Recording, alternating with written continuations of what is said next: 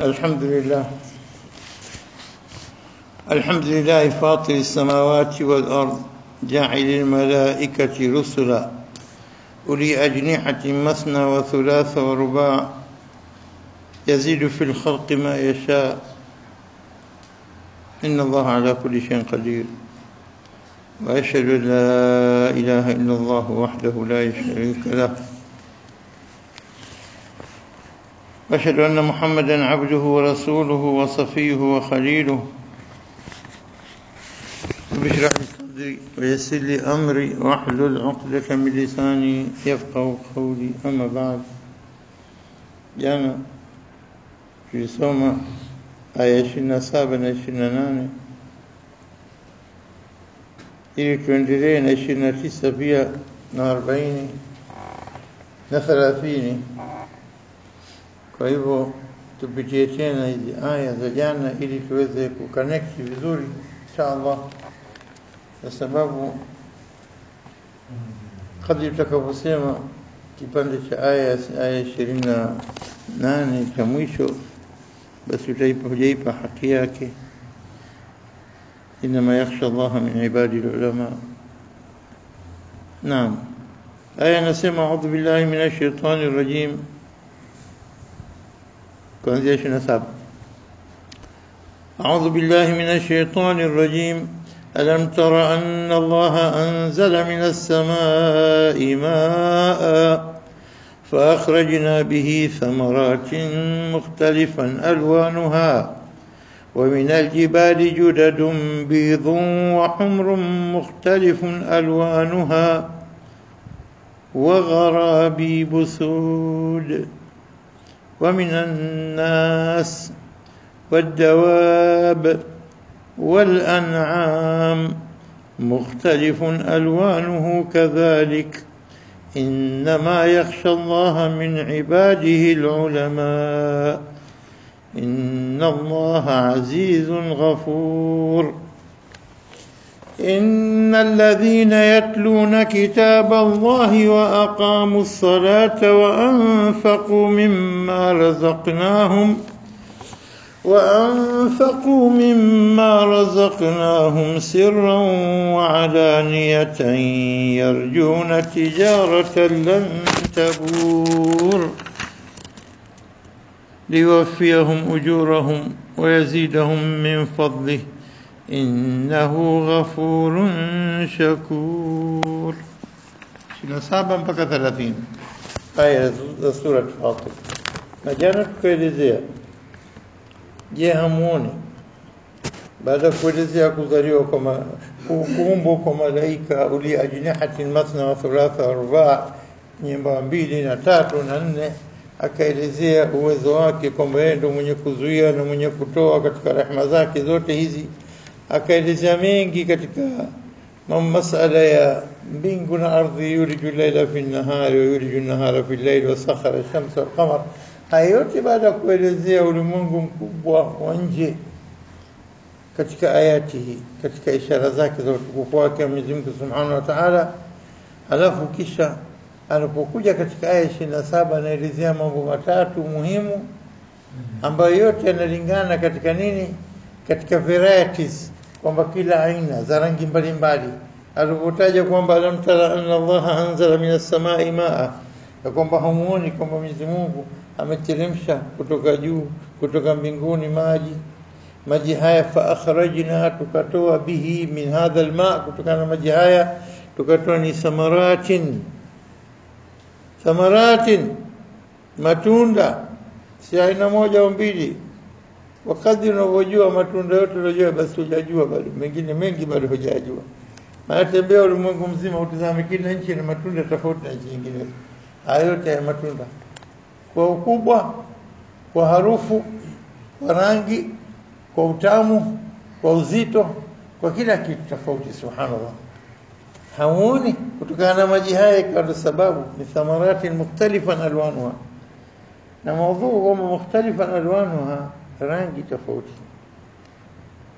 Alon ikiwa ni rangi, basi pia inaingia ndani yake umumu na utamu na harufu na kila kitu. Subhanallah, mukhtalifan alwanuha. Wa min aljibali, akatoka kwenye matunda hii ilmu ya nini, ilmu ya ziraa, agriculture, au sio, na botany katika biology, ilmu au sio.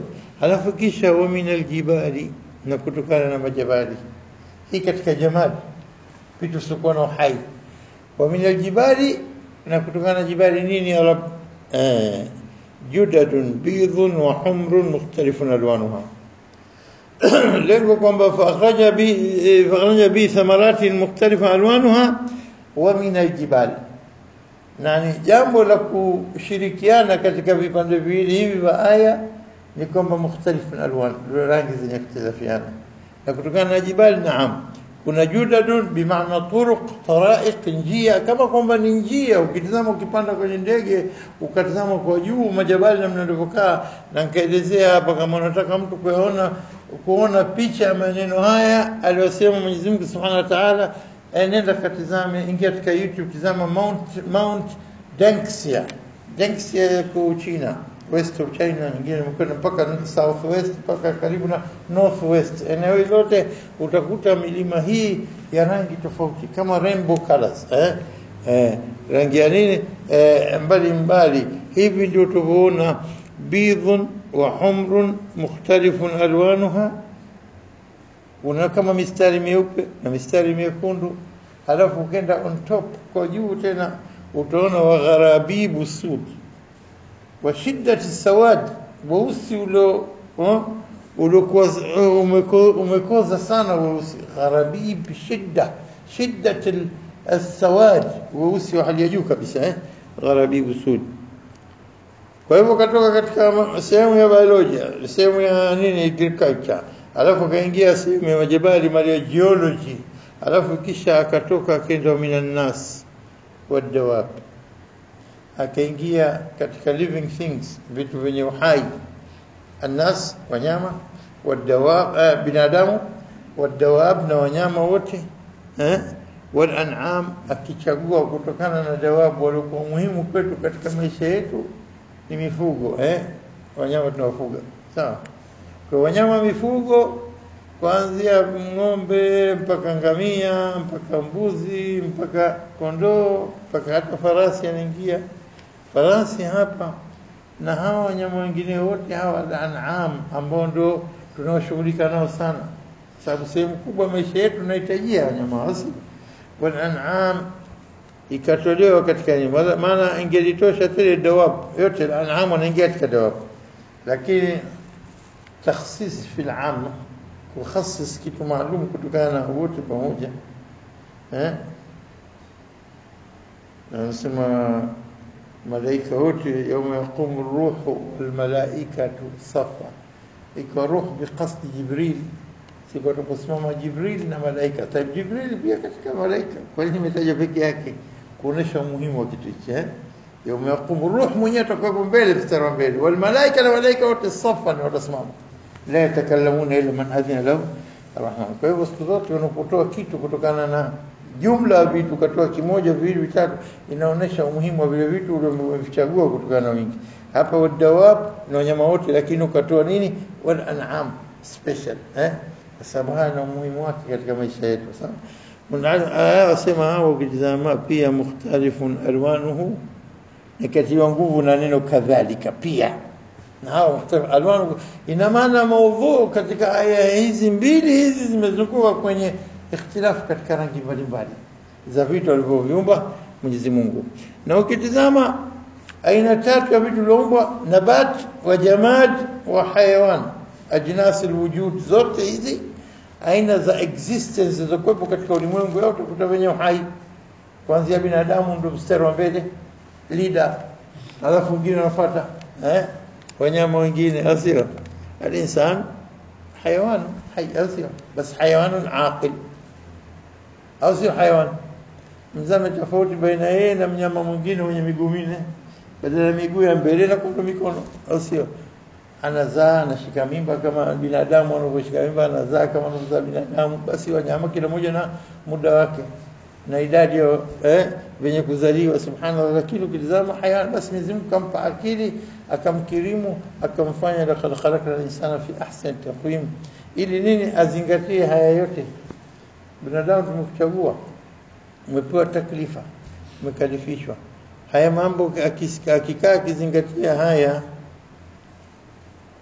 ataona kwamba inma yakhsha Allah min ibadihi alulama, hakika wenye kumcha Mwenyezi Mungu hasa katika waja wake kwa hakika wanamcha Allah subhanahu wa ta'ala, miongoni mwa waja wake ni ulama, watu wenye ilmu zao.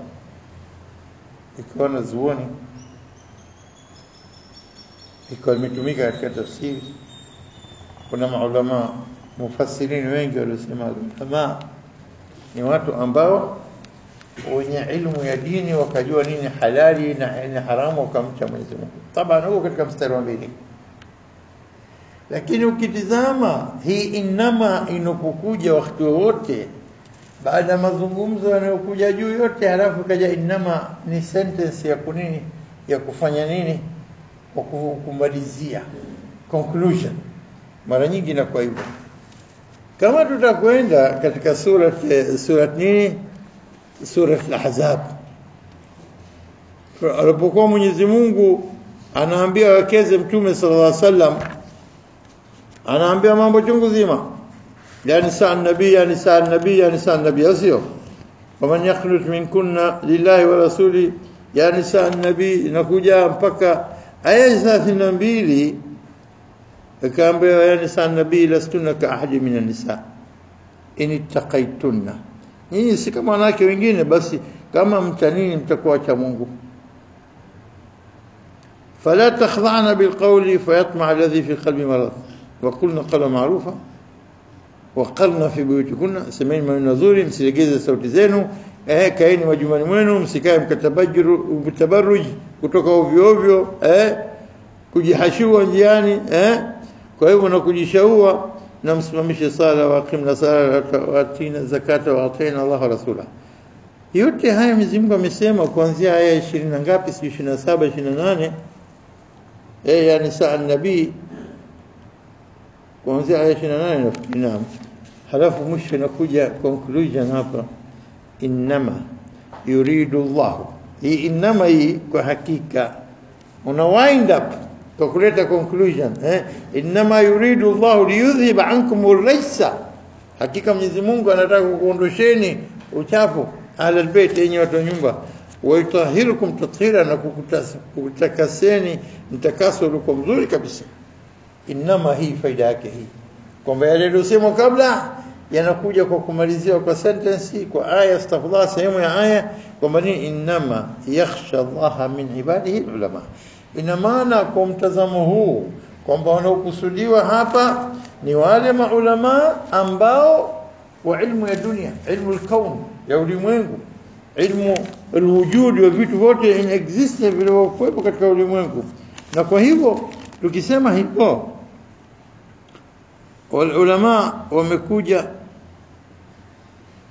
kwa ajili ya kutafuta katika ayati za Mwenyezi Mungu, ishara za Mwenyezi Mungu. Ndio kuna ayati wa min ayati wa min ayati al-ayat al-kauniyya, ayati zinazoziona katika ulimwengu wote, katika universe yote.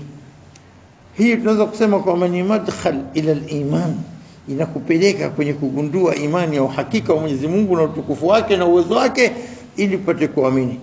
Na ndio kwa maana ikaja hapa kwamba ni inma yakhsha Allah min ibadihi al-ulama. Wanasema kwamba al-ulama ni yule ambaye kwa ilmu yake anamcha Mwenyezi Mungu. Ikipungua khashia, basi hajawa alimu.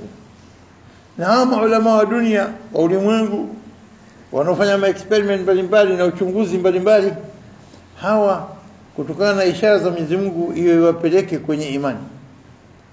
Na hawa kwa maulama wa dini wanangojea uchunguzi wao, wanapokuja na mambo waliofikia katika uchunguzi wao, wao waelezwe kidini na maulama wa dini, aya inasema hivi, aya inasema hivi.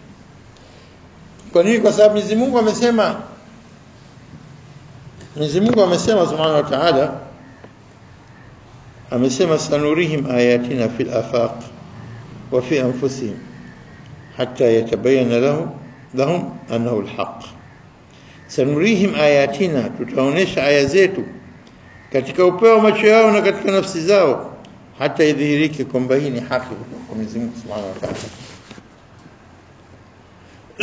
Ina maana kwamba sanurihim sio sanurikum, tutakuonyesha nyinyi waumini, tutaonesha humu wao wenye kupinga.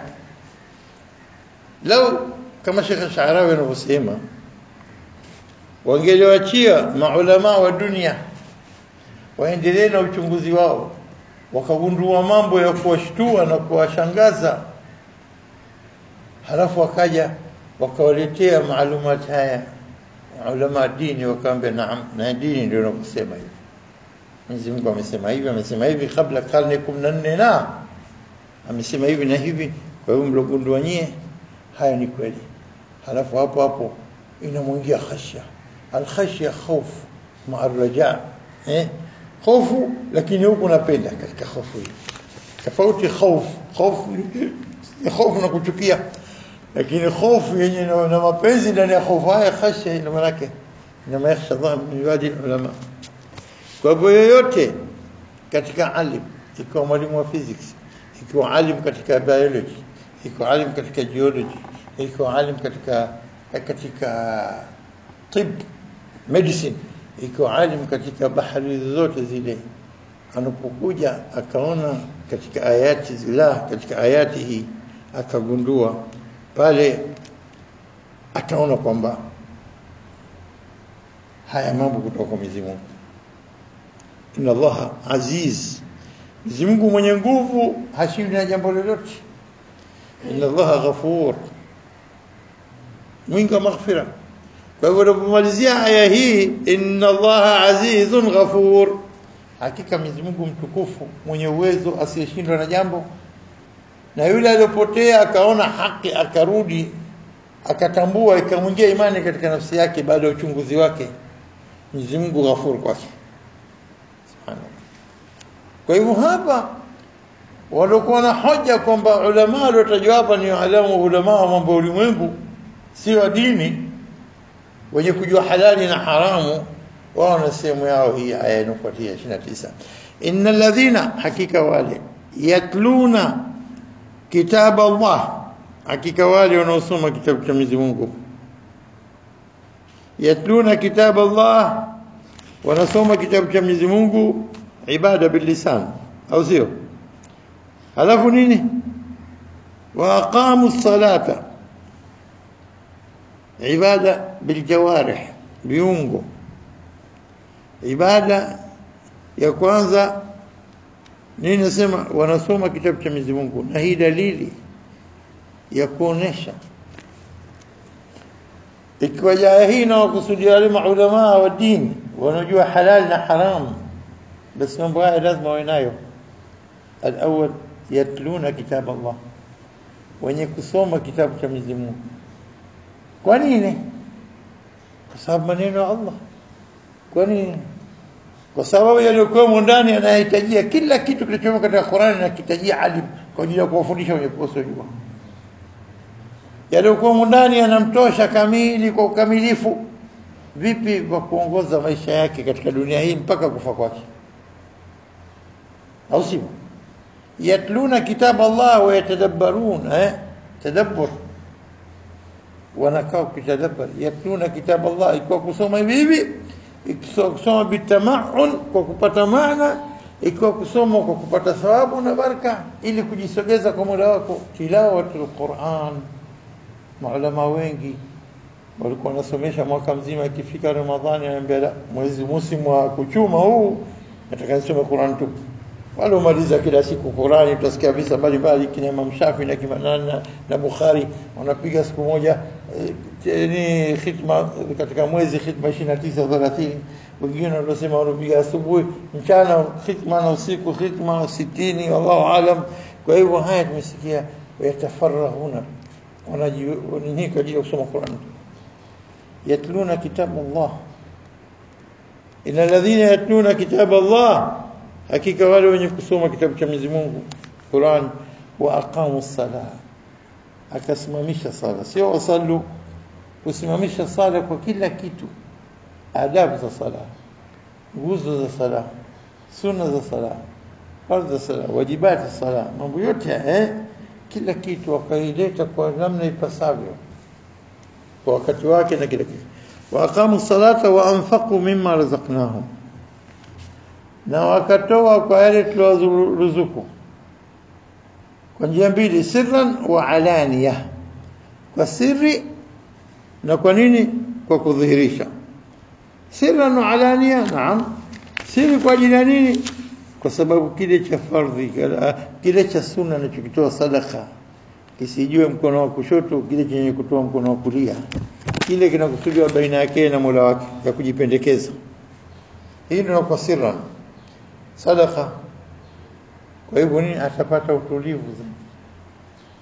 Alania, kwa kutangazia kama zaka, kwa sababu ili uonekane kwamba umefanya kazi yako, waumini wenzako wakuone kwamba umetoa zaka yako, kwa sababu hii ibada, na ibada lazima ionyeshe kama unavyosali na utoe, na pia kwa sababu ya kuwatia nguvu wengine, hata fulani anatoa, kwa hiyo sitoe.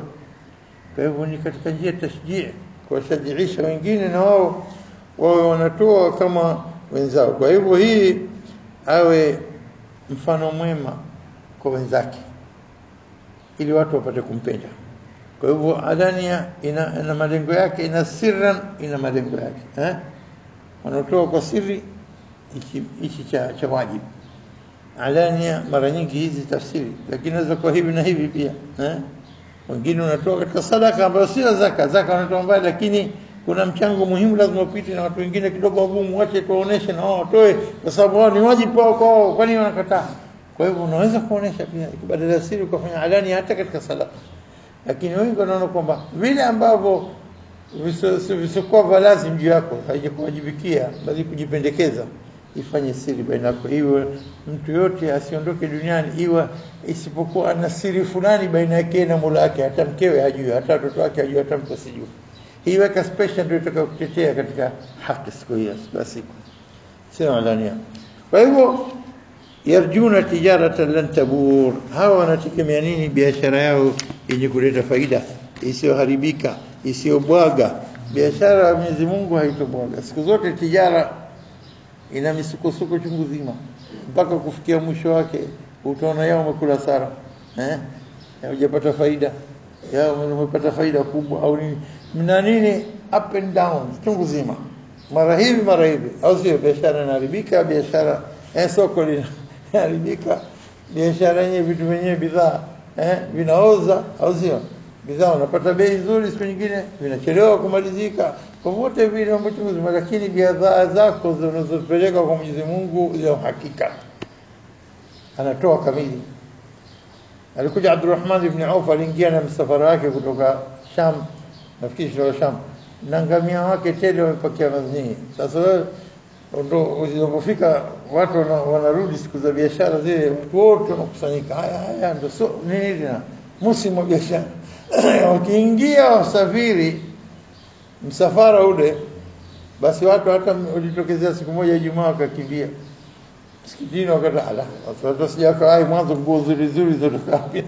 Wa idha qudiyat as-salatu fantashiru fil ardi wabtaghu min fadlillah wadhkurullaha kathiran la'allakum turhamun. Wa idha ra'u tijaratan aw lahwan, wameona biashara au mchezo, ngoma, nini, mfadhu ilaiha, wakakimbilia, watalakuka qaima, wakakwata msimama peke yako. La, kul ma inda Allahi khairun min al-lahwi wa min at-tijara, kilichokuwa kwa Mwenyezi Mungu bora kuliko mchezo wao na nini na biashara zao, kwa sababu biashara Mwenyezi Mungu bora huko. Hii utanunua kwa ajili ya masaa, kwa ajili ya kusaidia duniani. Biashara Mwenyezi Mungu kwa ajili ya kukaa milele na siku zote una profit, faida iko lan tabura abadan, haibwagi kabisa, au sio? Biashara ambayo yenye kuendelea. Hawa yarjuna tijaratan tabur, hawa ndio asili gani? Hawa ndio ulama wengine wanataja kwa aya hii, wallahu a'lam. Lakini maulama wa dini wamekuja katika aya yao hii ya 29, alafu Mwenyezi Mungu liwafiyahum ujurahum, ili Mwenyezi Mungu awalipe malipo yao, thawabu zao, ujira wao. sawa, wa yazidahu min fadli, juu yote na hii nakuongezeni na wazidishie katika fadhila zake. Innahu ghafurun shakur, katika kuzidisha katika fadhila zake kuwaghufiria, na katika nini mwenye shukrani kwa yule mwenye kutenda wema. Mwenyezi Mungu ana shukrani juu yako wewe, ndio kushukuru la na yeye pia shakuru. Sasa aya 29:30 tunasema kama kwamba nini, wale maulama wa dini, ama maulama wa dunia baada ya kugundua wakakutana baada ya kugundua kwao, wakadiscuss, wakazungumza na maulama nini, maulama wa dini, ili kuwafikisha katika nini, ayati zao walizofikia miujiza, wakagundua mambo, wakaona kwamba maulama wa dini wanashirikiana nao katika kuwafahamisha, wakaiona haki ipo, wakaamini. Hilo ndio tunataka.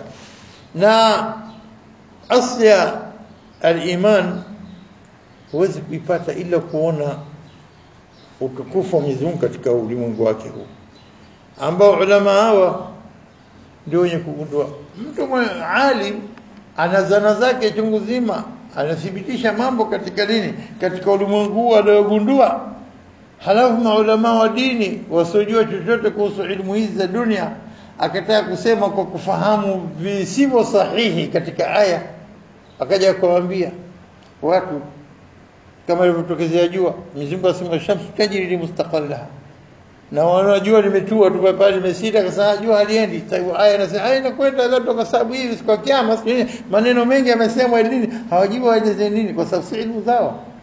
Lakini walogundua tokea Galileo karne 15 wakasema jua linakwenda, na watu wa kanisa wakamtia dawa, wakamtia ndani, kwa sababu hata Biblia inasema kwamba jua haliendi, lakini Qur'an inasema shamsu tajri. Sasa mfano huu wana mifano mingi mingineyo. Kama watu wanafanya experiment juu ya jambo, haja kufikia kwenye fact, bado wako katika theory, basi nadharia ina misuko chungu zima na kujaribu tena tajriba mpaka wanafika stage la ndio kufanya mwanzo sio, lakini sahihi ni huko. Atapofikia katika established fact, jambo ambalo linakubalika kwa mujibu wa nini, uchunguzi wao, sasa tena waende katika Qur'ani, watazame nini naambia Qur'ani. Mimi Qur'an naambia kama maulama wa dunia waachiwe na kazi zao endelee, na maulama wa dini wakamate dini yao, uchunguzi wa huku na ujuzi wa hawa halal na haram, wakaja wakakaa pamoja, wakadiscuss yale ule uvumbuzi wao, wakaambiwa Qur'an inasema nini. Pale tunaona panapatikana maendeleo makubwa sana na watu kuamini kwa wingi. Kuingilia kwa maulama wasiokuwa na elimu ya dini ikasababisha ndio mrejeo mkubwa katika dini, na watu kurejea na wao kutia pua yao katika kila jambo. Mimi najua, mimi alim minha. Tabu unajua ilmu dunia, unajua ilmu ya dini, sio sheria na halali na haram, unajua ndio, lakini hasa ilmu dunia wachie wenyewe. Mungu amewapa akili wale ya uchunguzi na wakafunulia, ili watapokuja kwenye dini wakaelezwa, wenyewe watasema hii haiwezi kuwa ila kutoka Allah. Nani anaweza kujua ikiwa kwamba wenye kufanya kazi hasa ni mdudu chungu wa kike? Qalat namlatun kwa taa marbuta, yani ya kike si kiume. Haya, nani anaweza kujua ikiwa Mwenyezi Mungu hajataja kwamba nini, la yahtimannakum Sulaiman wa junuduhu wa la shun hitam, sio ni la yashaqannakum au la yaqtilannakum, sio kwamba kuvurugeni, la akuvunjeni. La yahtimannakum neno limetumika kwa kuzuia, kwa sababu baadaye wamegundua kwamba kiwiliwili chake kama sandarusi, kama glass kama inavunjika, sio kwamba kinavurugika. Na ukitizama elimu mbalimbali ambazo Qur'ani imetaja kuonesha utukufu wa maneno ya Mwenyezi Mungu, na kwamba haya maneno hayatoki kwa yote isipokuwa Allah muumbaji mwenyewe. Aliyosema marajal bahrain yaltaqiyan bainahuma barzakhun la yabghiyan, bahari mbili zinakwenda zinaingiliana, lakini katikati kuna nini? Kuna kizuizi kingine, hakichanganyiki, maji hayachanganyiki. Nani kasema hayo? Bila shaka Mwenyezi Mungu anaposema jambo halafu akaja kagundua pale inathibitisha nini? Utukufu wake, kwamba yeye ndio muumbaji na ndio alisema, na kiwezi kuwa kitu kingine ila kile alichokisema Mwenyezi Mungu. Aliposema na yule ambaye mwenye kupanda juu, yule mtu ambaye Mwenyezi Mungu humfungulia kifua chake, yashrah sadrahu lilislam, na anataka mmoja apotee, basi anapotea na kifua chake kinakuwa kizito. Yaj'al sadrahu dhayiqan harajan. Akapiga mfano yule asiyejua haki, yuko katika kufuru na tangatanga, hana raha moyoni. Yaj'al sadrahu, anafanya kifua chake chenye dhiki na kina tabu, dhayiqan haya, kaannama, tazama mfano, kaannama yas'adu fi as-samaa. Hebu niambie, kama kwamba anapanda kwenda juu mbinguni. Wanakuja kujua ilmu kwamba ni kila ukienda juu pressure inapungua, kila ukienda juu pressure inapungua, sio? Kwa kila futi ngapi pressure ngapi inapungua, sio? Kwa hivyo hii dalili ya kuonyesha kwamba inafika pahala hauwezi kuvuta pumzi kwa sababu hamna hewa. Na ndio kwa maana hizi ndege tunazopanda sisi, hewa yote artificial ndio kwa ndani. Hamna hewa nje kwamba tunavuta abadan. Hewa ya kubuni huko ndani imewekwa kwa ajili ya nini tunavuta? Subhanallah. ومن يريد الله أن يهديه ويشرح صدره للإسلام, umfunulia kifua chake akaona raha katika nini, kila anapozama katika imaniyati. ومن يريد أن يضله, anataka mpoteze, yaj'al sadrahu dhayiqan harajan kaannama yas'adu fi as-samaa. Leo kitazama Qur'ani inatufundisha mambo mangapi? Mambo ya juu, wa shamsu tajri mustaqarran laha, nujum fala uqsim bimawaqi' an-nujum. Hatuoni sisi nujum, tunaona mawaqi', locations za nyota, kwa sababu tunapoona hata mwangaza uliotoka kwenye nyota yote ile mpaka ukafika jichoni, hiyo nyota ibakia pale kusubiri nitazame kwanza, kama ishakuja miaka mingapi nyuma, pengine nishapita mpaka ule mwangaza wake ukafika kwenye jicho lako. Nyota ishakwenda wapi huko? Iko mbali, pengine ishapisha muda wake, imekwisha, imeshakufa, ishaondoka, ishaangamizwa. Subhanallah. Na wewe kwanza mwangaza unafika. Kwa hivyo huoni nyota, huoni jua. Jua hili unaliona, hulioni jua. Unaona mwangaza ulipotoka pale, unajua ile pale mwangaza ulipotoka imechukua dakika 8 sekunde 20 mpaka ikafika kwenye jicho. Nishakwenda masafa, iko masafa mengine kwa spidi yake baada ya dakika 8 sekunde 20. Baada ya sekunde 500 ndio imefika kule. Na hii dalili ya kuonyesha kwamba haya maneno yanasema Mwenyezi Mungu, falaqsim bimawaqi' an-nujum wa innahu laqasamun, hichi ni kiapo, lau taalamuna, kama mnajua, adhim, ni kiapo kikubwa sana. Subhanallah. Kwa hivyo Mwenyezi Mungu anapoeleza stages za kukua, development katika embryo, katika tumbo la mama, katika tumboni, stage baada stage, ukutajia kwanza min turab, halafu nutfa, halafu alaqa, halafu mudgha, halafu baadaye tena kasr nini idham, halafu idham inakuja, halafu kasr idham, organ baada organ katika kiwiliwili inaanza kuumbika. Subhanallah. Mpaka anatoka thumma anshanao khalqan akhar, ikisha tunamuumba kiumbe kamili, anatoka duniani. Fatabarakallah, tabarakallah ahsanul khaliqin, mbora wa waumbaji wote Mwenyezi Mungu subhanahu wa ta'ala. Hata tunapoambiwa masala ya chochote tunachokijua katika science, utakuta elimu yake ndani ya Qur'ani imeletwa kwa kipande cha aya moja, alafu ndio haoni kwamba samaa wal ardh ni samawati wal ardh kanata ratqan fafataqnahum, kwamba ilikuwa kitu kimoja alafu tukavipasua tukavigawa. Halafu haoni kwamba aya inasema ja'alna min al-ma'i kulla shay'in hayy, kutokana na maji hai wote unapatikana. Elimu ya zoology, elimu ya marine biology, elimu ya mambo chungu zima. Unaikuta aya 40 katika surati Nur, anaelezea namna gani mawimbi yalikuwa chini ya bahari. Huyo Muhammad sallallahu alaihi wasallam mwisho wake Makkah pale, hajaenda ila Madina baadaye huko hajiri, hajui la ilmu ya bahari wala haja baharia wala hajui liko chini, ana masubmarine ya kuzamia au zana za kwenda kujua kwamba chini kuna mawimbi kama liko juu. Subhanallah. au kadhulumati fi bahri lujji yakhsha mawjun min fawqi mawjun min fawqi sahab, ظلمات بعضها فوق بعض idha akhraja yadahu lam yakad yaraha. Wenye kujua ni wale waliobobea waliofanya kazi ya baharia kwa miaka nenda miaka rudi, wakagundua siku za dharba namna gani hata ukiinua mkono uone mkono wako kwa jinsi mchana unaogeuka usiku. Akinyosha mkono lam yakad yaraha, kama kwamba huoni, anaona vaguely.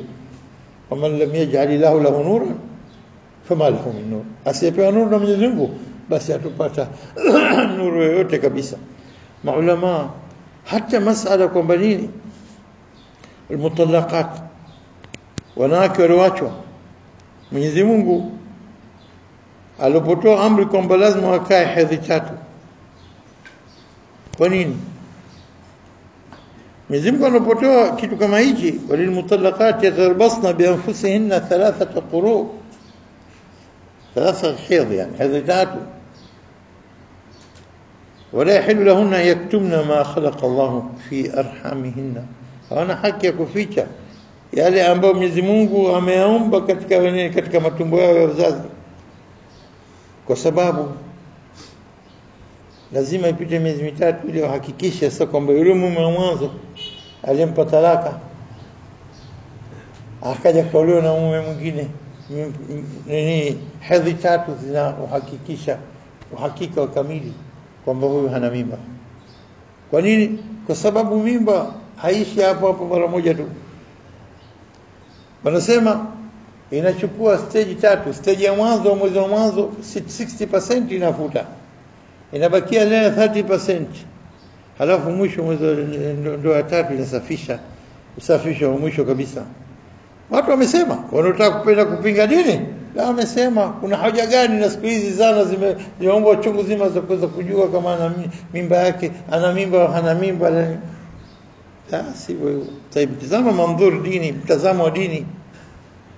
Mtazamo huyu kaachwa, mpe fursa yule mume huenda akarejea na mwanamke pia, pengine kwa ghadhab, lakini baadaye mandhur dini, mandhur insani, binadamu au sio? Na jambo linatokezea mandhur akhlaqi, kiakhlaqi pia, mtazamo wa ilmi wa kiilmu. Na huu tazama kwamba wamegundua kwamba haiwezekani kwamba nini mara hedhi moja akishatoka hedhi kwa hivyo hana mimba. La, wallahi haitoki yote, inabaki ndani. Kwa hivyo kwa sababu kiwilili cha mwanamke ndani yake kukua kwa mtoto nusu kutoka mwili wake na nusu kutoka mwili nje, sio? Na inapokuja ikakutana ikafanya mtoto ndani, inafanya antibiotics, kitu cha kuzuia mudhad hayawi, cha kuzuia chochote kile kisije kikaharibu. Kwa hivyo unapokuja foreign body ikaingia tena kwa mume mwingine, hata kitaka kubomoa hawezi kubomoa yote. Ikiwa imeingia, ikiwa haijaingia, basi mwezi wa mwanzo ndo ni ya mwanzo, haitoi yote, inabakisha bado mpaka ya pili, mpaka inapofika ya 3 tena hapo inajulikana kwa nini. Na hiyo amegundua mukhtabariyan, kutokana na laboratory experimentation, na kwamba hawezi kujiepusha kwa muda wote, lazima yahitaji muda mtatu. Hapo unakuta kwamba Qur'ani inachokieleza basi mwenye kueleza Mwenyezi Mungu Subhanahu wa Ta'ala, ili pasichanganyike nasab baina mtoto huyu na mtoto huyu, taharat al-ansab. Akaja kaolewa na mwingine, mtoto akapachikwa jina la mtu mwingine badala ya mtu mwingine, ikhtilat al-ansab. Wanapochanganya, Mwenyezi Mungu hataki jambo hili. Kwa hivyo usra islamia, familia ya Kiislamu, Mwenyezi Mungu amekipangia mipango yake yote ili chenye kupigwa mfano kabisa katika ulimwengu wote, kwa sababu Mwenyezi Mungu anapotoa amri zake basi mnasiri kubwa sana. Hajakatazwa mtoto kunyonyeshwa zaidi ya muda wake aliowekewa miaka miwili, ile kwa malengo. Baada hapo ukiendelea, kuna hatari ya mtoto kupata magonjwa, bali na mama pia. Subhanallah. Kwa hivyo kwa leo hapa yote ndio eleza ni kwamba ilmu ipewe fursa ya kuchunguza, na maulama wa dini wakae vikao pamoja na maulama hawa ili waweze kufikia katika utukufu wa Mwenyezi Mungu. Ikipatikana khashya, inma yakhsha Allah min ibadihi al-ulama, alulama waliogundua mambo ya dunia wakaelekezwa na watu na elimu ya akhera na Mwenyezi Mungu ili wakamjua Mwenyezi Mungu wakamuogopa. Bihadha naktafi, wallahu a'lam.